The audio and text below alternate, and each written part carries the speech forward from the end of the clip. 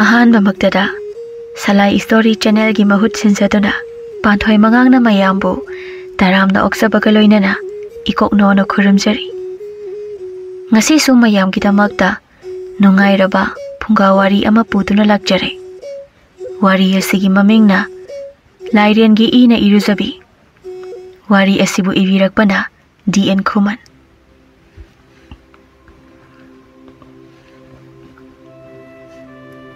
thaina matam amada mi yamna taba achauba khul ama leirami khul adugi mamingna nungshithel khul haina khangnarami hairiba khul asida masak matau yamna phajabi yengliba makhai penai dabi thabak suba nomba kanbi laisabi ama leirami mamingna ireima haina kaurami aduga chingkhai kauba thauna phaba mabuk jel sengba pakhang amasu hairiba khul aduda leiramido ireimagi apokpa apokpi animak mana yamna piklingai matamda taibang thadokre mabok thambalga makhoi ani tangni leiriba se chingkhai na makhoi gi mateng itat tatana panglami chingkhai di lamja machani do magi ni haibada kana su leitre chingkhai na piklingai ireimagi mabok thambalna yengsin birakpani chingkhai amadi ireima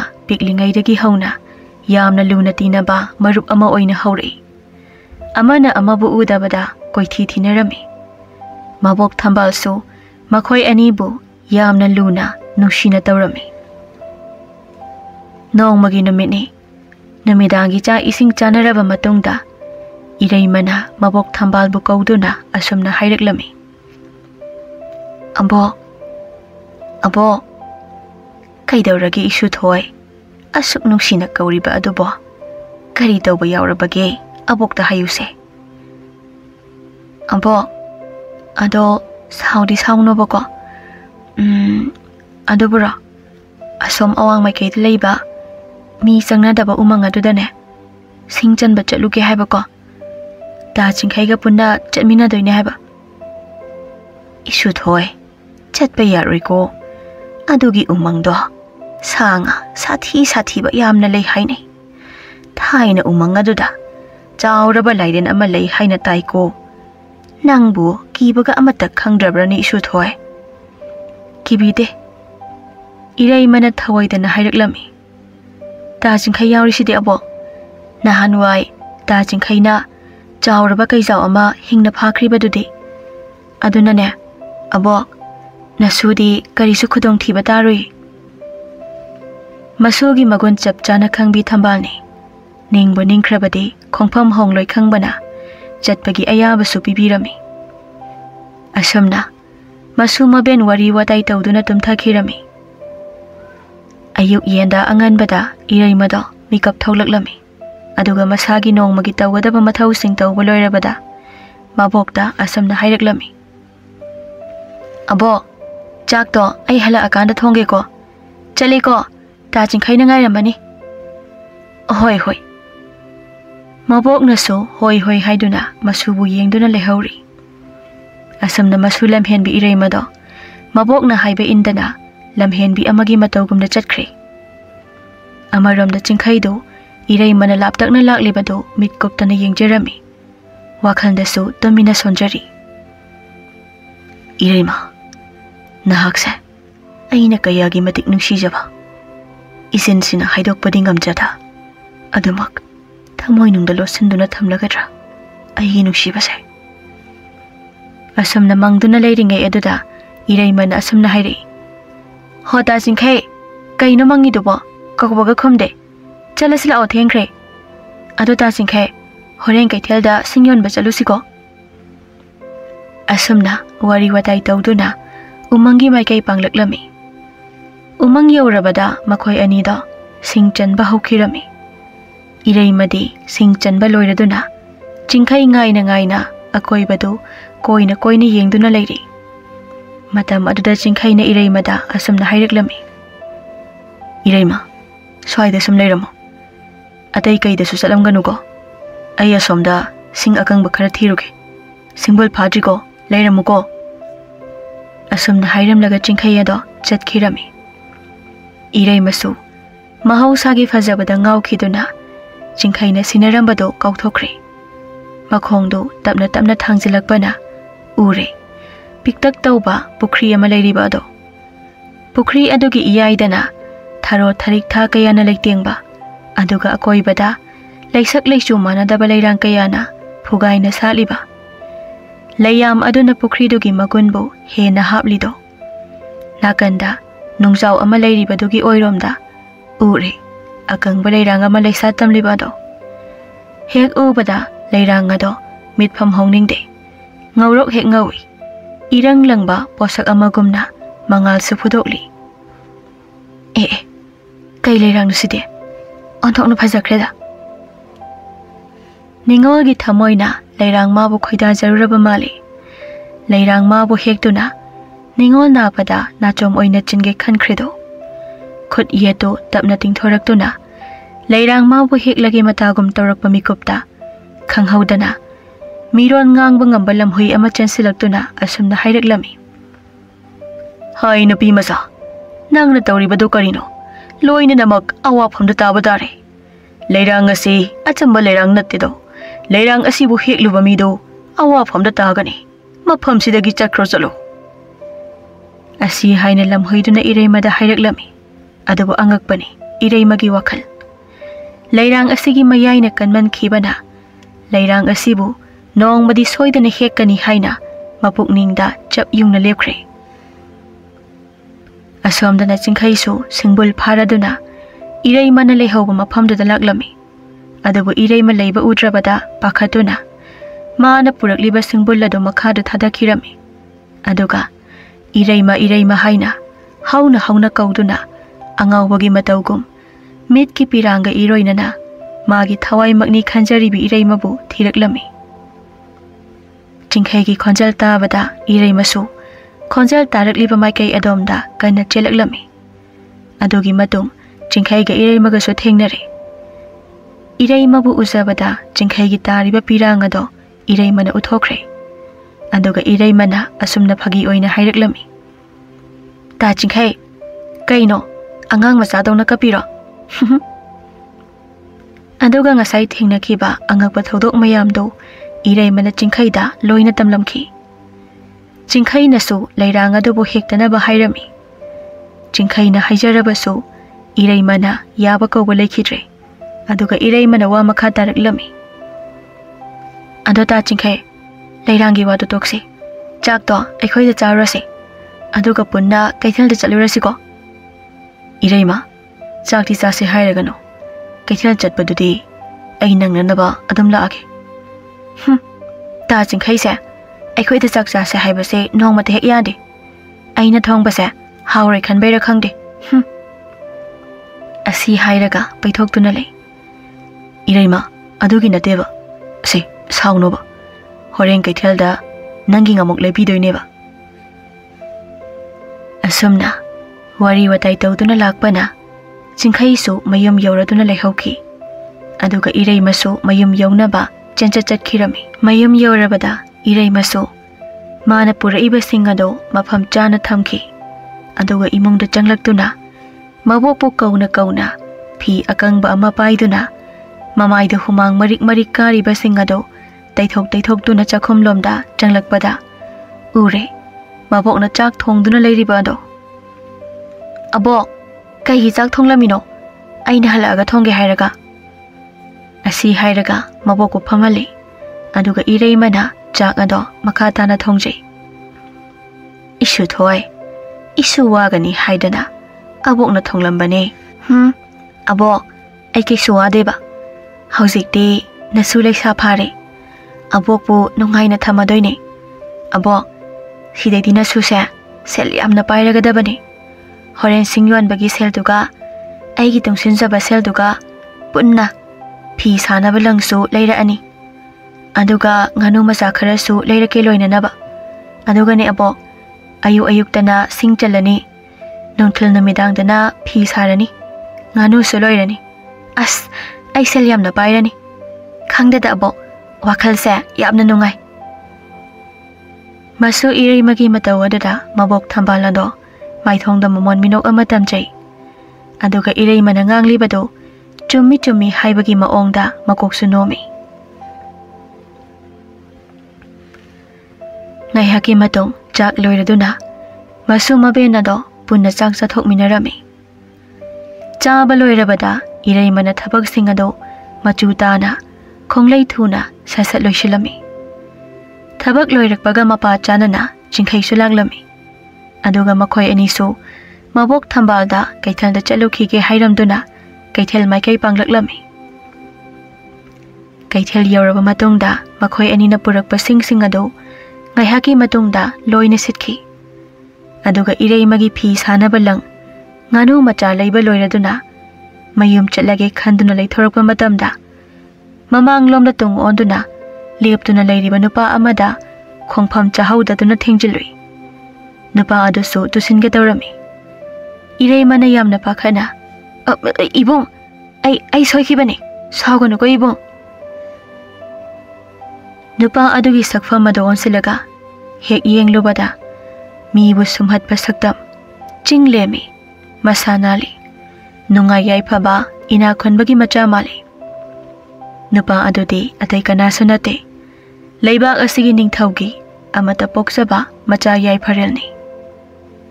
Isan saudeda ado isan bu soidagira isan gi mingna kari kawage nabung khangjaba yagadra ado somna kana oiragaba. Singkhaina khongge haina hek tawrakpada Iraimana phathatuna hairi. Mana lekai ibungne mingna chingkhai aduga aina Iraima kawe adudi ibung aikhoy amuk chatlage. Asi hairamlaba matungda janjat chatkirami. Chingkhai su Iraimagi tung inaduna tanajai. Yaifarel Iraimana chatkhiba maikairomda yengduna leiringai magi matau Parina kauribadu taramde. Pari phamnaibagi machani Yaifarel ga nakna loinaba chanajaba marupni. Hoi daw idaw kaidawrage daw kaidawrage kaina ngasaidagi manglaga leiriba adubu kanagi wakhandano. Yaifarel nofet tawraga makhutuna makokta haifet holi aduga tapna hairi. Idaw natawkse lairimbi ama thengnaure thawa yaudraba haksanga pangkhak oire. Adudi laina henjile thamoi laiman oijingai nganna layeng hausi. Idaw mamingbudi khanghaure kona layeng halake ado idaw ipaning thongna sinarakpa thabak singdo pangthoknaba tawrasi. Parina nofet tawna thawrang pumnamak aina loina sem saba loijare chatnaba tawrasido. Asumna Rajkumar amadi Parido thangnaba leibakta mapabungna sinarakpa sinthabu pangthoknaba chatkre. Matamdi khamba yadana adumak chatki. Iraima ngasisu umang aduda toina chatuna lei adubu heknaba kayarak hotnajai adubu mai pakpadi ngamlamde. Lamhui aduna lei manakta adum leikhibana. Nongma namit ama Iraima matomta umang aduda laklami. Aduga leido heknabu upai kaya thirei. Aduga lamhui adubu wakhal choithoknaba lalong ama silei. Lei hauriba maikai adomda lona laktuna asumna lamhui adubu tanaba kana hairi. Ayo ima ho kana leige ai ge tenga mukta pangbiyo.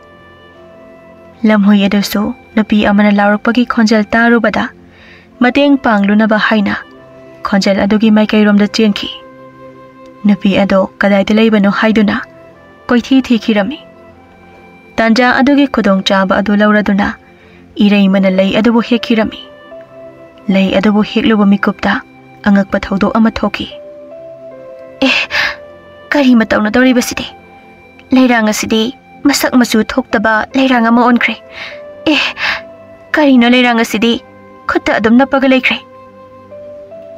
Iraimana asumna pakhatuna leiringai leidudagi amuba maikhu mayam ama tholaktuna masa pumbabu yomsinki amadi masada changkhirami. Ngaihaki matung Iraimado hek yengbada akiba phauba higok masu oiba mi tangkhai nga tangkhai amagi saklon amada onkhirami. Laikhong mayada leiba ising leiba pukhrida yenglui Isingda tariba masagi mamibu yenglubada akiba phauraduna mamai khomjinduna hikna kapli. Amaromdana Chinkhaido Irai mamayumda leiramdrabada umangda soidana chatlamba tare khanduna maabu thiba lakhirami. Asum thirakpada ure masam sangbi nupi amana mamai khomjinduna kaplibado. Chinkhai su nupi adugi manakta tapna changsili. Irai madu mi lakpagi sawum phangbadagi kaplambadu chap leptuna phat yengthori. Matam aduda nupi adugi tamthiraba sakpham adu urabada Chinkhai ado angakpa amaga loinana chap leptuna nupi duda yengduna leirami. Irai mana peri tawduna hairi. Ta Chinkhai aibu sak khangrabo. Asi haiduna mamai khomjinduna amuk kapkhirami. Mataududa magi nungsibi irai mani haiba khangladuna tapna manakta changsinduna kappa thembiri. Asumna leiringai tanja aduda lamhui adasu changsilaktuna asumna hairaklami. Nupi masa nangna tawrami basi karino loinamak awafamda taba tare. Irai mana makhut ani lonaduna mapi ira chenduna lamhui aduda amuk asumna haijari. Aibu amuk tadi ngakpiyo. Laira angasigi mayay na hitman kibana thokiba ngaktani. Asi haiduna hihiklaw na amuk kapchay. Madam aduda Chinkhai na lamhoida amuk asum na hairi. Kari hay na minggawjagani. Mirol kang balamhui. Maabo mi amuk hana olak pa nga maroitra. Nung sibiduna ay ngonda takpiyo ba? Nung sida isugi mataw si ubada. Ipu hay na kauko. Hawalo. Pamuse. Ipu na lairang asigi maramda kang mamakay haigi ko. Nakoy ani magtaro ko. Asi hayraga hawkraba wari karaning singdona wari liraklami. Thay na mahayam na haybi. Tamthibi nga nupi amana. Mi amadi sa kayagi ithagdona tamthi na hatbiki. Laibag asigi ning thawna. Akhang ay laining bahal kaya tanaraba matungda nga nupi adubu hatki.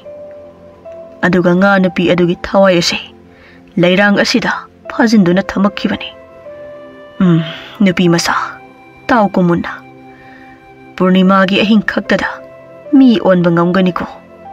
Sini ipu na khangba haibu. Aduga ne laining bahal amali mana di soidana mi onabagi pambay lairamgani thase. Chinkhai na marak thatuna amuk asam na hairaklami. Ipu laining ba ahal adugi laifam nasu ay ngonda takpiyudo. Nasu laining badugi manakta chatuna haijage. Isu nupa laining ba ahal adu umang asida laibani. Adubo hauzikti umang asida laiti. Ipu mafam kadayda laikibage. Thangnaba laibak asida laiki. Ado isu nupa. Ipu na laining ba ahal adobo soidana mafam asida purake. Matam ado yaujiba phawadi nupi masase cheksina senaw ko. Asi hairamduna lamhoy ado mafam ado thadokduna chatkre. Irai mado isingda tariba masagi maithongdo yengjaraga Chinkhayda asumna hairi. Da Chinkhai aigi saksi yamna thire. Abokna haibadadi nga nupidi masak yamna phajai hai. Ado aigi saksidi aibu kana abada nungsibiyaroy. Aidi nangna hingsabi oigera nga nupi oigera oiningba ama oirasu aidi nangbo adum nungsigani ko. As yare. Da Chinkhai sidi ba panghaida haijale. Asumna wari watai kaya ama tawbiduna irai mabu thawai nungai na batawiri.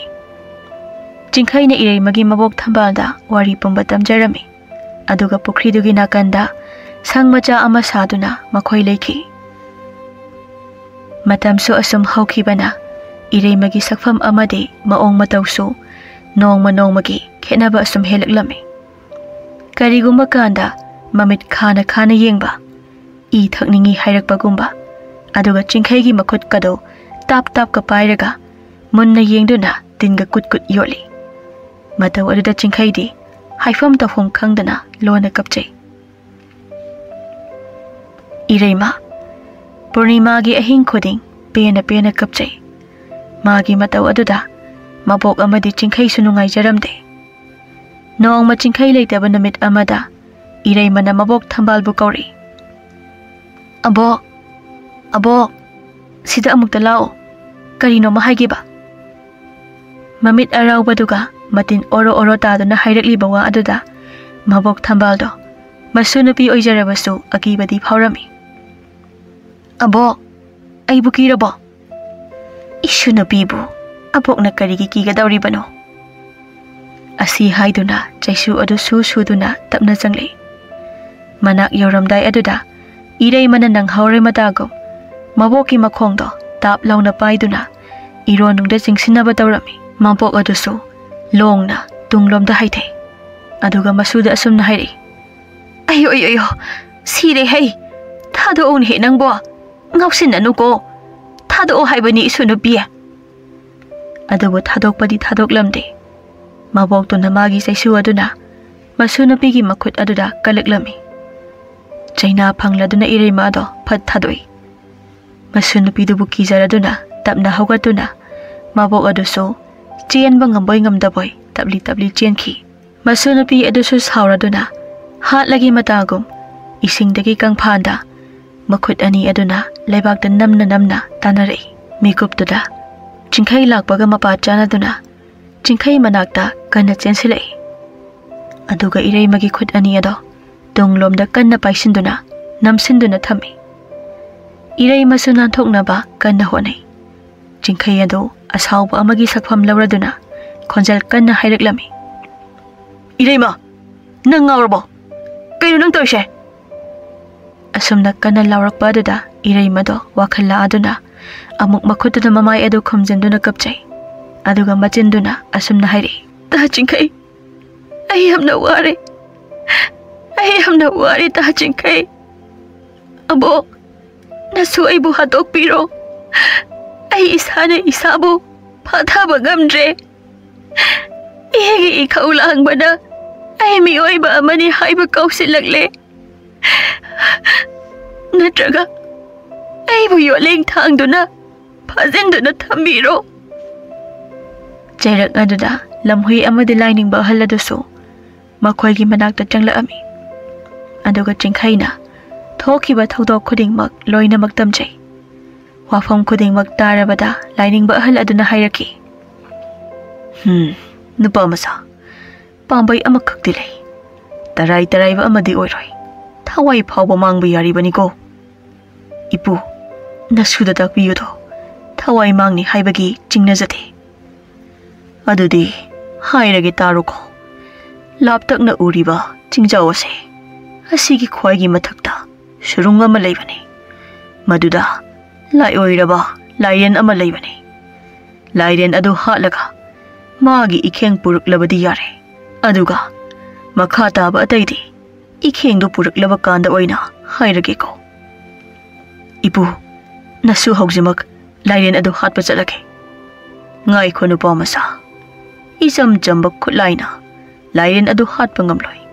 Se sigi thangse thangja taret changna saba matik magun leiba thangni. Thang asitana lairen adubu mai thiba piba ngamgani. Se lawshilu thangse lairen bu mai thiba piba ngambo ayu ko isu. Aduga ko isu se chafu asiga puko ikheng do sida haptuna puro. Chingkhaina lining ba hal amadi lamhoida makhong sok na khoiram jarami. Aduga Ireimada haifetang yenglamduna magi pugadaba sing puduna chatkirami. Namit mangani leptana lakpana chingdugi chingkhong yoraklami. Lamsang lakpagi waraduna ukhong amada ngaihak mamit ushinduna potharami. Ngaihak potharaba matong chatba amuk haukhirami. Sum lakpana laptakna ahal yamna oirabi ama chatliba do urami. Ahal na do saishuduga yamna wana chatli. Amuk muksu tusili. Matawda Chingkhai so ahal adugi manaktam na chensilaklami. Aduga asumna hairi. Abok ki yum kaidano. Nasu thinjaramge. Abokpu yamna wana nasu na uje. Nupa macha. Aboki yum dine. Tu. Maangda uriba sang macha asidani. Abok. Nasugi nangal sida kanna konbiro. Nasu thinjage. Asumna ahal adabu jingkhaina pobiduna yum phawba thinbirami. Abok. Yum si yaurabanina nasu amuk chalage. Nupa macha. Matam su thengkre. Ngasidi aboki sida laikro. Abok na yarabadi laijage abok. Ado isyu nupa. Nang bukadai da chalibano. Abok da hayudo. Abok. Nasu chingsigi matonda. Lairen ama leihai. Mado aina maithiba pibalakpani. Jingkhaina ahan aduda. Jing asida lakibagi maramsu. Loina ahal aduda lekhirami. Wari pumba khanglaba aduda ahal aduna makha taraklami. Yengoy. Maangda khara chatlaga. Thambal yaamna satba pukri ama thingnagani. Khwaidagi phajaba ama hektuna. Lai oiraba. Lairen aduda kacho. Adu oirabadi. Lairen ado. Laina maithiba piba ngamgani ko. Phare phare. Patharo ko. Mathangi namini. Jingkhaina ahanadabu khuramjaraba matungda. Chatlage hairamlaga mahaki khongchat makha tarami. Asam lakpada ahal aduna haibadumak thengnarami. Pukri dudagi khwaidagi phajaba thambal ama heklami. Aduga khongchat makha chathai. Phana sangna chatlaba matung surung ama thengnarami. Surung adugi manungda jingkhaisu mikup nahum singna thangsang lawthokduna tapna changsili. Khanghaudana masakti uhanda khonjal amana asumna hairi. Hai nupa macha. Thawai mangningdrabadi mafam ase thadoga chatkro chalo. Jingkhaina tariba khonjal adugi pakhom piri. Aidi nangbu maithiba piraba kanda mafam ase thadokani. Kari haiba. Aibu maithiba pigani haiba. Yengo. Maangda uriba mi oibagi sharu polang mayam ase. Yengo. Jingkhai adu khara saurapna asumna hairi. Pangdaba amagi matawgum saklot kano. Aingoda sakuhalo. Panggal changeng na se. Nang nangamaga aibu halo. Ay nangamagana. Nangi lurel kaktuna. Amadi. Nangi ikhengduna. Chafu sida haptuna pukhiye. Wahido hekta baga. Lai oiraba lairen adasu sakuhalai. He lai oiraba lairen. Lairen nahaka. Mayo yadringai. Sigi thambal ase.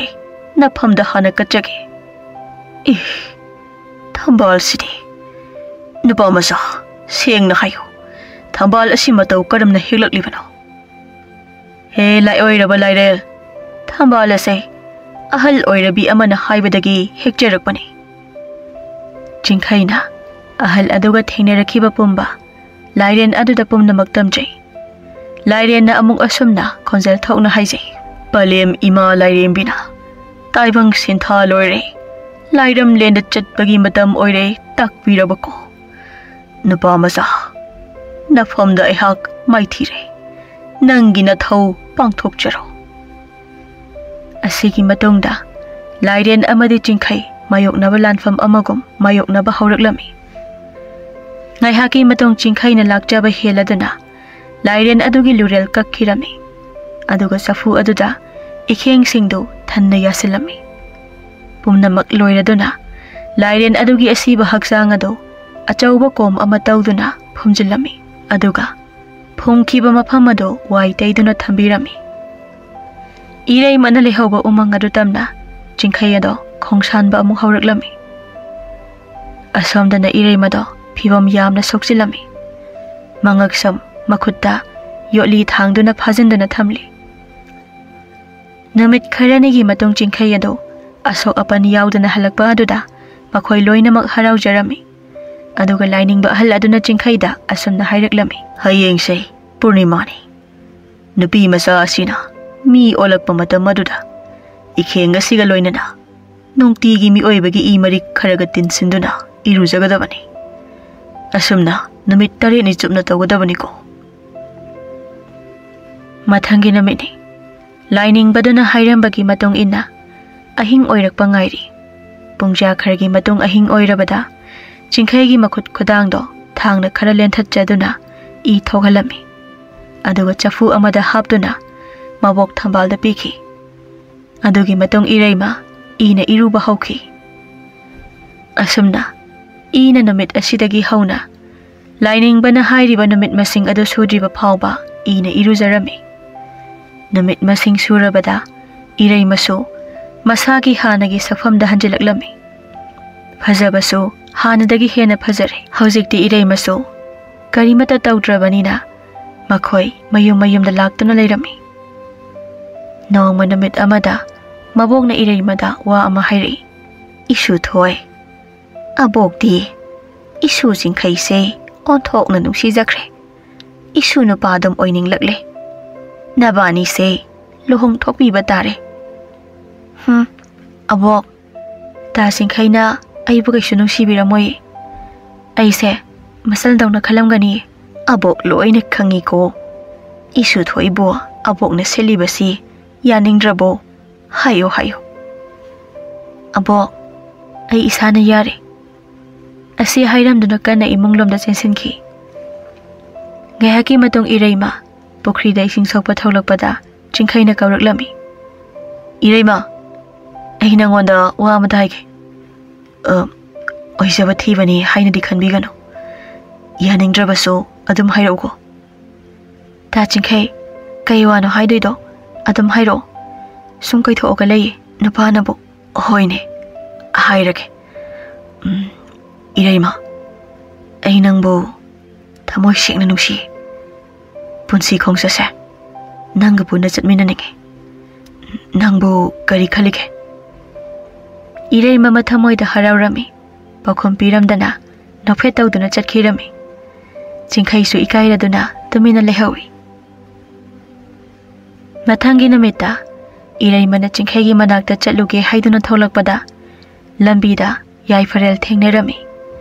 Iraimagi manakta changsilakduna yaifarelna asumna hairaklami. Isan nahan makhay isan bu thijabane. Ngasidi isan bu thengnajare. Yamna harawi wakhalse. Ado ichanda aywa amata haike. Ibong kariwang oibirabano haibiyo ibong. Isan haijarage ko. Aduga oijaba thibani hainadi lawbiganu ko. Isan bu ahanba uruba mikuptagi aigi thamoida mafam ama kanduna thamkre. Isan bu thamoy sengna nungsijarure. Nuja nangbu hainaba ipa ningthau thajaraklake. Chingkhaina laptakna laiba doi. Aduga manak naksilakpada nupa amaga wari sanaribado iraimani khanglakpada ngahak leptuna yengjay. Aduga mamaydo laithokduna handuna chatkirami. Ngasaidagi chingkhaina tawriba ado iraimana loina uki. Iraima yaifarelda onsenduna asumna hairaklami. Ibung na haibiriba ado nachangidi laibak phabani. Adubo nachan aina kanagumba amabu nungsijarure. Aibu waraubigannu ko. Asi hairamduna chingkhaygi matungda tanare. Masindasu chingkhaybu kauduna tanajaki. Yaifarelsu nokfe tawduna konongtamna hanki. Ta chingkhay karigi aibu thambiramlaga chalibano. Aigi handaki mapogase ta chingkhayda sinajarabane. Lauksinbiyu ko. Chingkhay su iraimada wadingangda nokfe tawna yingse. Aduga mathanongda chetna konbirami.